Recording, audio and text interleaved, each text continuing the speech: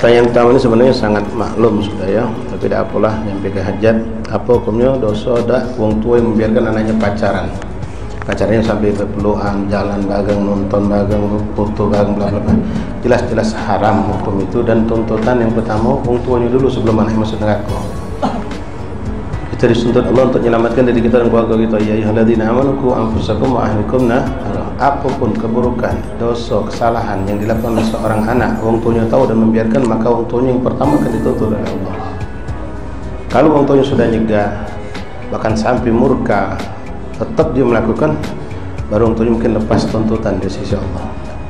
Ya, kemungkaran baik itu melakukan suatu pelanggaran atau meninggalkan suatu kewajiban, termasuk perihal pacaran. Walaupun budak betina itu pakai jilbab, bahkan pakai cadar, lanangnya pakai gamis, pakai ketu, ya, yang nama pacaran jalan bareng naik perpuluhan, pergi nonton bareng, haram hukumnya.